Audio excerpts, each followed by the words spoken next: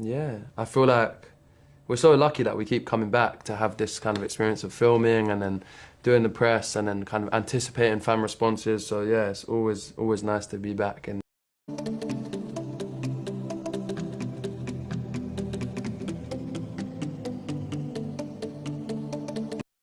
It's crazy. I think just because when you start doing a film, you don't even know if that film's going to work or like if production's going to be shut down halfway through. And so to not only get one sequel, but to get multiple sequels, it's such a lucky position to be in. And there's been so many changes throughout these movies that I think we've kind of been the only constant, and it's really been nice to have that anchoring. yeah,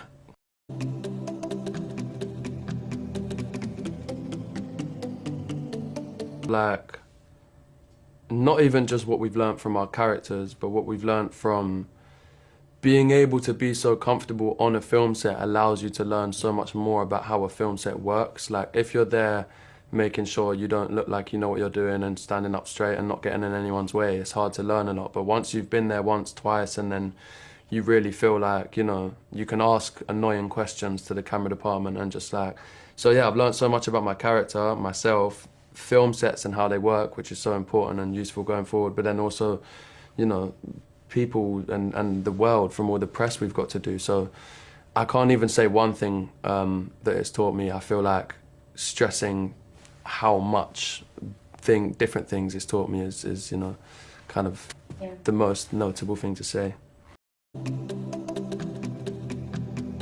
That I've really had one-on-one with like a majority of the fans. It was during the first movie and it was during the press tour, and that was incredible. And I think since then, what I've really liked is everybody who's come up to me who's been a fan of these films, how nice and respectful every single person has been. Like, I feel really lucky about that. I had a girl at IKEA and she came up and she was just really, she was great. So I think probably the quality of the fans that we have for these movies is pretty great.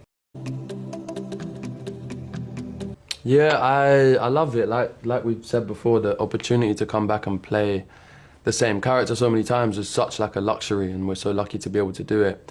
And I feel like every time Hardin has something bad happen to him, and when more light is shed on all the trauma that he's dealt with throughout his life, I have a secret kind of like bit of happiness and enjoyment in just knowing that the fans and the audience members can really see why he is the way he is, because I feel like off the bat, especially just watching the first movie, you can feel like he's, like there are reasons to dislike him, especially if he was like a real character in the real world and you met him.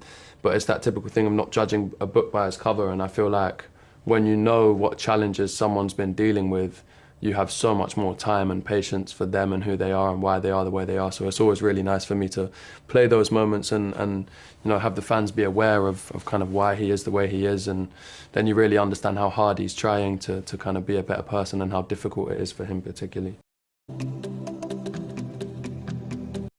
Sometimes, some of it. I mean, I think I relate more to Tessa's curiosity. I mean, her determination, sure, but I also think that her determination in these films, it's towards just a different career path, and it does wane a little bit with all of the stuff that gets thrown at her in this relationship. But yeah, I'd say I relate to it.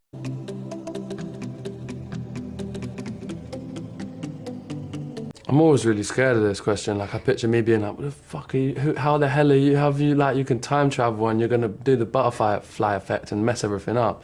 I probably wouldn't say anything just to not risk it. But I honestly feel like just like, especially when you're young, teenage years, my general advice for anyone young is like, stuff just feels like such a big deal. Like it just feels like the be all and end all, and then you grow up and then like you're 25 and 30, 40-year-olds are still saying, oh, you're a baby, just like, you've got time, relax, don't put too much pressure on yourself.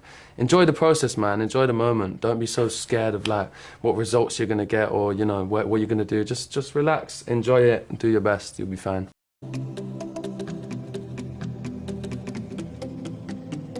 Before, as much as Sleep is possible. great. It's hard to sleep on film sets just because they never give us any time to sleep. And usually they say, Josephine, we're filming a scene. Can you get off the couch? Yeah, I don't actually have too many like specific methods that I do other than like if it's a really big scene, I want a bit more time to just not be on my phone or talking to too many people, just getting into character. Yeah, there's not much of a ritual I have, but I said it as a joke, but I'm dead serious, man. Just sleep. The more sleep I have, the better I feel. It's such an, it's, you know, revelation. But yeah, it's important to get sleep when you're filming because there's often not much time for it. About the first week that we were shooting this that I thought was really special because you never know when you're going into a new environment with crew and cast, but particularly a new director, like what the tone's going to be and the energy. And so you're kind of like this and like, oh, what's the style of direction? So that first week realizing, oh, this is a really relaxed kind of atmosphere and this is how Castile directs. There was something that for me, like in that first week, that I just thought I thought was really cool, coming from the other ones and going, oh, this is what this vibe is. I personally don't check. What do you check? I think with the first movie, immediately I went to reviews. What do people think? What's the vibe? And then I just learned, oh, it's not helpful. Even if it's positive, it's like you still go, but it could have been more positive. And Yeah. I try not to look as much as I can. I kind of like gauging it from, and I know it's probably the best, I don't know if it's the most like accurate way because people are less likely to come up to you to your face and say that they don't like it. But I really like when we do, you know, junkets and fan meet and greets and stuff where you can like honestly like see, and I kind of think, well, they wouldn't be outside the hotel for 24 hours if they hated the movie, or maybe they would and they'll have eggs in their hand or something. But no, I feel like the general vibe that you get when you meet the fans and how supportive they are.